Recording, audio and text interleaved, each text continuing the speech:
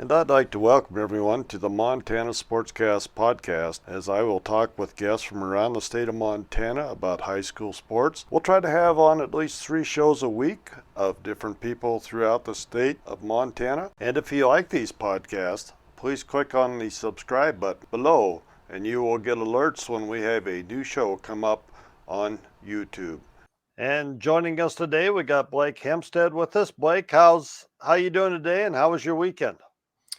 Hey, weather's great. Weather was the weekend was fun. Actually, my son, one of my youngest son, is a ball boy for Montana State for the men's and women's game. So we went down, had a great weekend in Bozeman. Brought my mom along.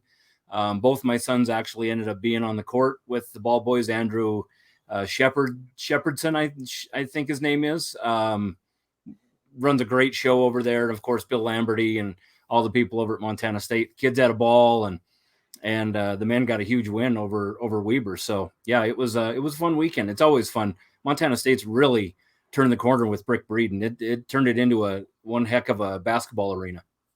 All right, good for them, and it's great to hear that the youngsters in the area are having an opportunity to mix with those athletes and the people that actually put that on.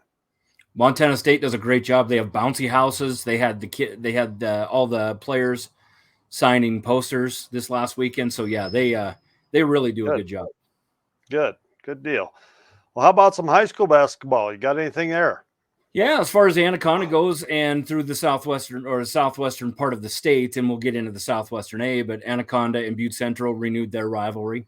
The Butte Central boys are as advertised. That Class A is unbelievable. We'll see another Class A team here, and we'll get into that here in a second. But Butte Central boys just dynamic. Dougie Peoples, what can you say? I mean, the kid's right there at Division I level. Whether he's going to sign a Division I scholarship and play for a Division I team, I don't know.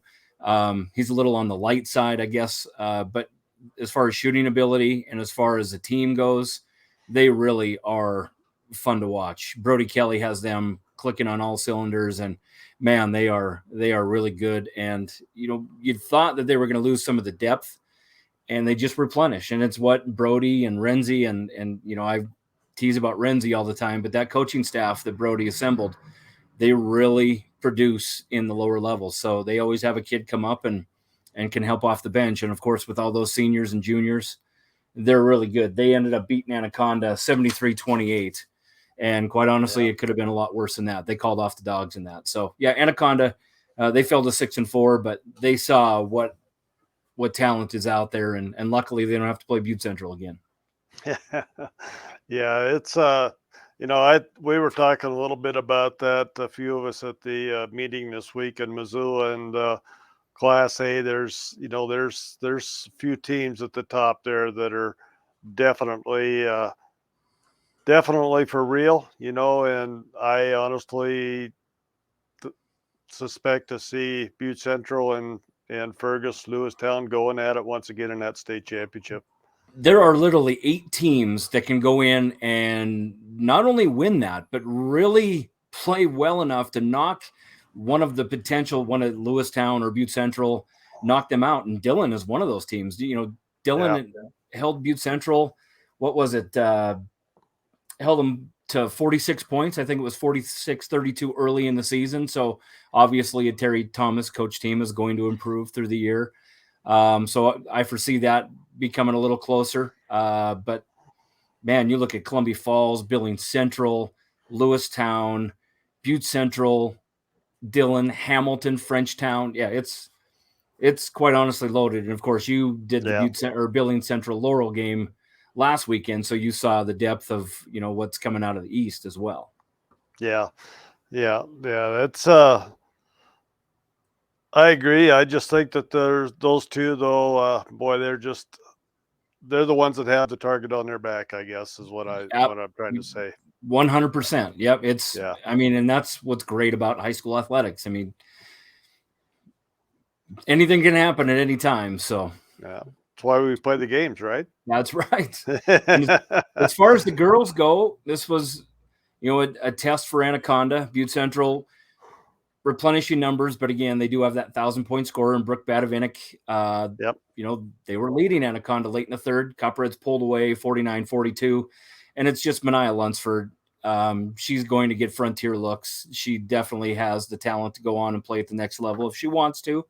13 points a game, 61% from the free throw line. She's shooting 51% from the field. The 61%, she missed like 6 out of 8 in a game where she just wasn't right. And that's really what drug her free throw percentage down. But 8.1 rebounds, 3 steals, forces 4.5 turnovers a game, 3.2 assists, and 2.5 blocks. So Mania is really the driving force for Anaconda with a bunch of juniors. Yeah, and that's that stepping up after you lose your star, that's always huge to see if somebody will step up and take over that role. And it sounds like she's doing that.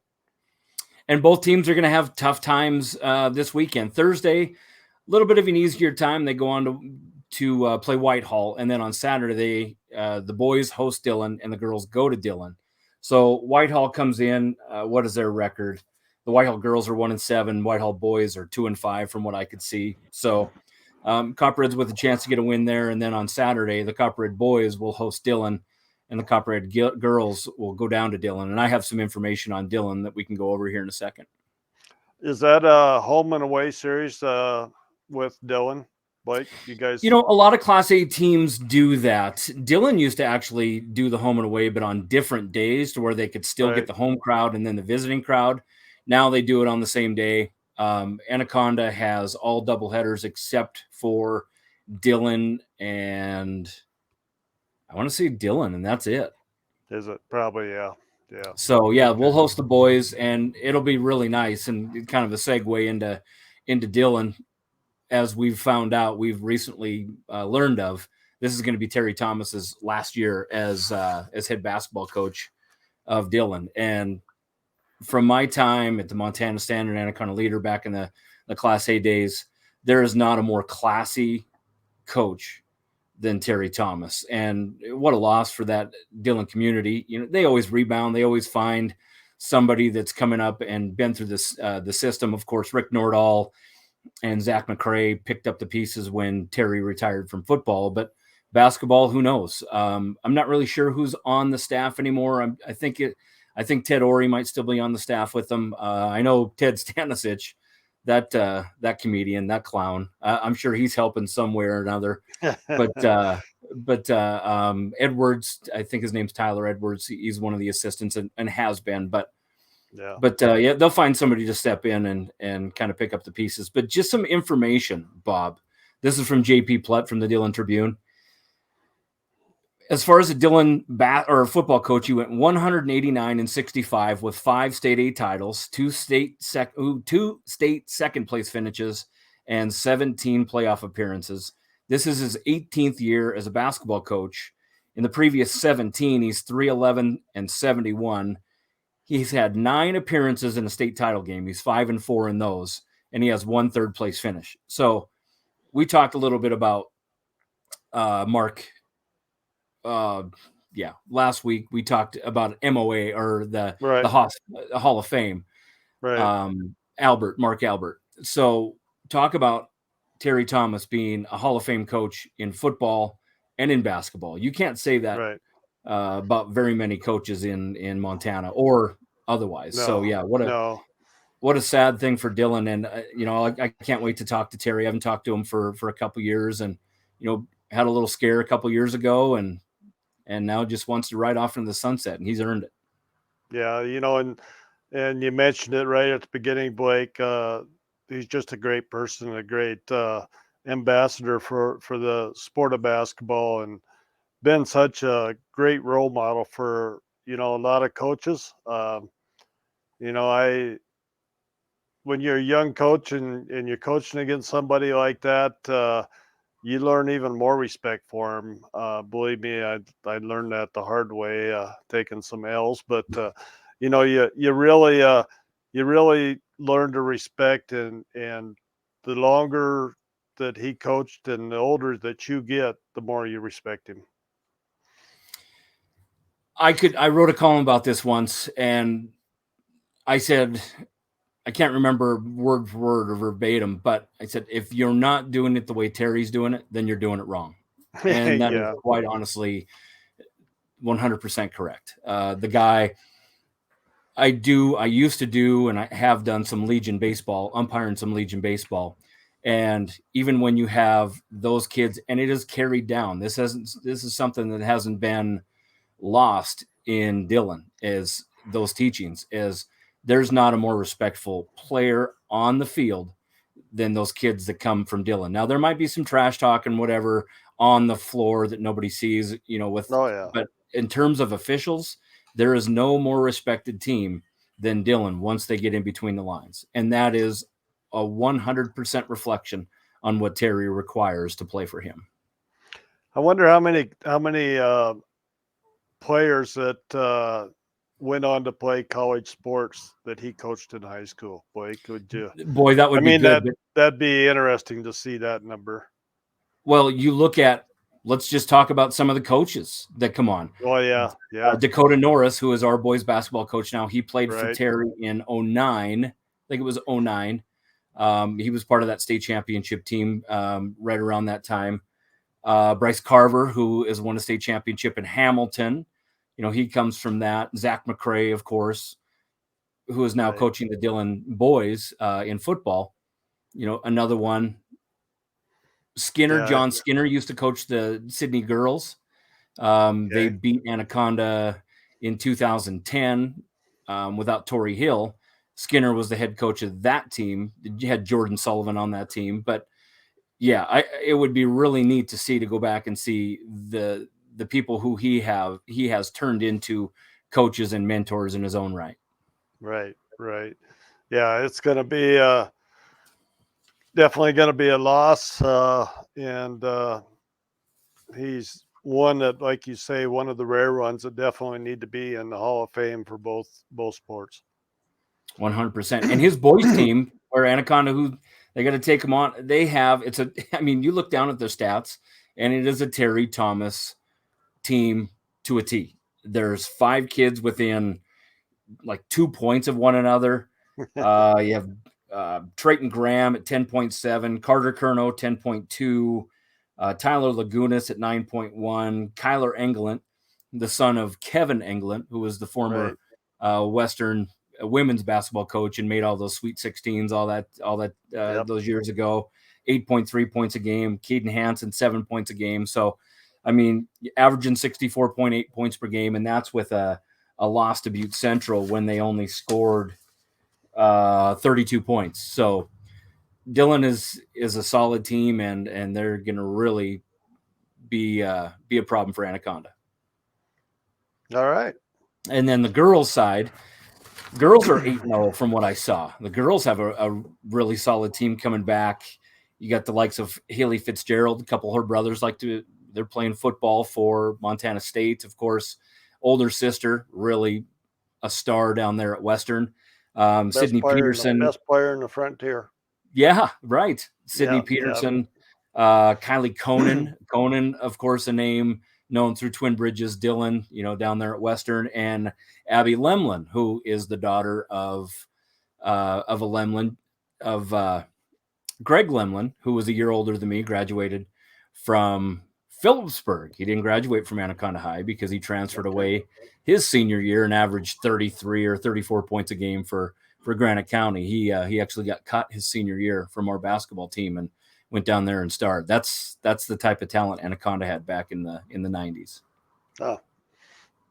So yeah, Dillon's got it rolling on the girls' side. So that's a really good matchup for Anaconda. Dillon really blew the doors off of the Copperheads last year, gave them a wake-up call, and kind of kickstarted their season midway through the season. This time, Anaconda coming in at 9-1 and them at 8-0.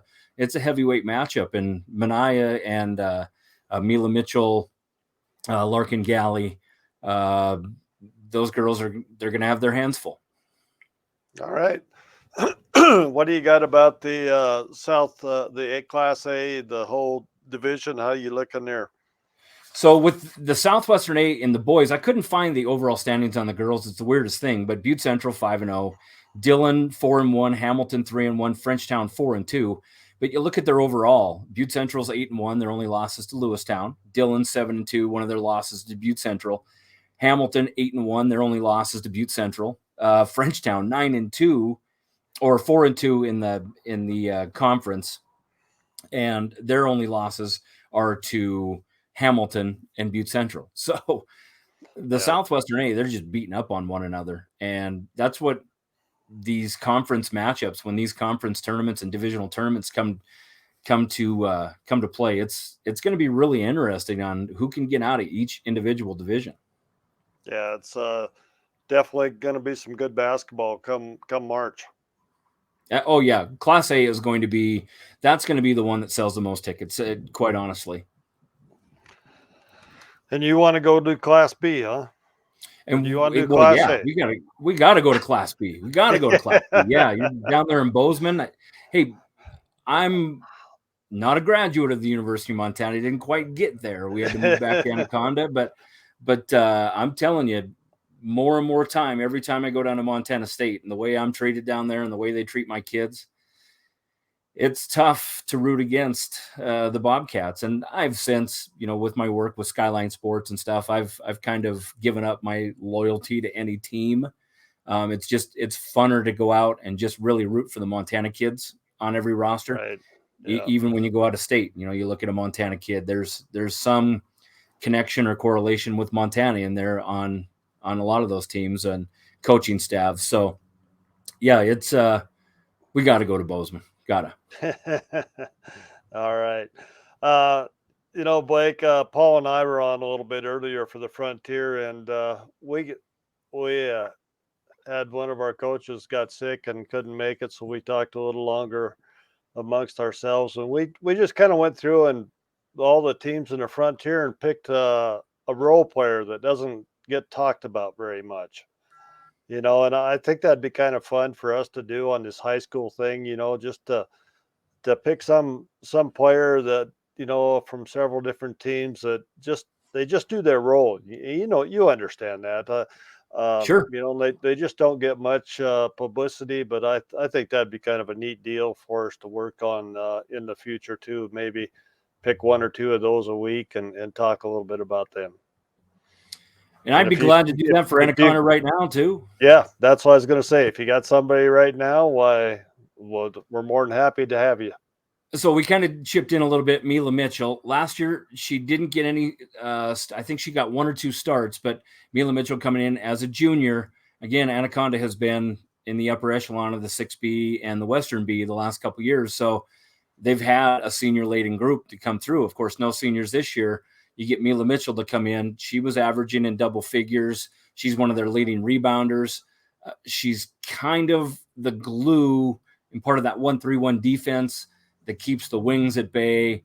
I think she's averaging a little right around 5.5, 6 rebounds a game, double figures. So that's a kid who she runs track, cross country. She's really athletic, so she can get out there and defend. She's really important for Anaconda. So on the girls' side, I would say Mila right now. And on the boys' side, it's weird because you have Gabe Galley and River Hurley, who are the leading scorers. But you look past that, you have Wade DeHood, who is one of those kids that comes in. He's had a little trouble transitioning into a high and a low post.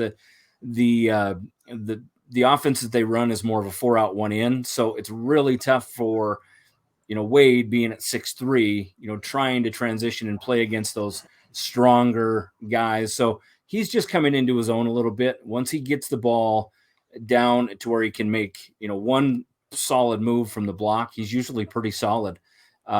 He's gotten really good at free throws. Last year, he had some attempts. I can remember against Arlee to win a game in Anaconda, but he missed the free throws. This year coming in, I think he's right around 65% from the free throw line, somewhere around there. So, he's a guy who is a starter, but doesn't score a lot, but he's really dependent on to rebound, and especially rebounding out of that 1-3-1 zone becomes difficult, especially when you have a physical team like a Butte Central, like a Dillon, or like a Loyola. So he's kind of the piece that Anaconda really needs for him to go in, have 5-6 points a game, 8 rebounds, kind of dish the ball from the high post, that kind of thing. So yeah, I think those two are a good start to exactly what you're talking about. Yeah, I just think it'd be kind of fun to do, just pick a couple kids each week and talk about them a little bit because, they're really important. They're very important. Yeah, And that's why there's 5 kids on the floor and yeah, hopefully they more than just 5 on the bench. yeah, and they just don't get the credit they deserve. So hopefully we can put a smile on a couple kids' face if they listen to us. So Yeah, and I'll do that from now on, from this week forward. Just kind of pick a kid that yeah. stood out over the last week, and we'll go from there. All right, sounds good. Well, you got anything else, Blake, or we want to wrap her up for the week, or? Yeah, if you want to listen to that game on Copperhead Country, it's on Saturday, copperheadcountry.org. The ones on Thursday, we're going to travel down to Whitehall. Hopefully Anaconda get a couple wins there, but really excited to see Dylan, really excited to see Terry, and kind of give my well wishes. All right. Well, maybe I'll have to try to get a hold of Terry, and we'll get him on here sometime later on and chat with him. What a wealth of knowledge, man! Trying to pick that brain, unbelievable. Yeah, it'll be fun. All right. With that, want to thank you for coming on once again, Blake, and have a good week. And don't lose your voice like I am today. So, and I haven't even done a game yet this week. So. But no, thanks a lot and appreciate your time. Sounds good, Bob. Thanks. Jim Nantz watched the video and said, a little bit of a size advantage. That's an understatement. The kid was a foot taller than anybody else in the competition. December 13th, 1971, halftime of the Rams-Redskins game on Monday Night Football. It was the national finals of the punt, pass, and kick competition. One of the 13-year-old competitors looked like a man-child. He was 6'2". He weighed 220 pounds. The huge 13-year-old was so big, he had to borrow a Rams uniform. Who was this young man? Well, today, he's one of the most successful head coaches in football, Andy Reid. By the way, Reid finished second in that competition. This is Rocky Erickson. And I'd like to thank our guests that come on the show and talk about Montana high school sports. Without them, this show would not be possible. And once again, if you like this podcast, please click on the subscribe button below to get alerts when we have up a new podcast.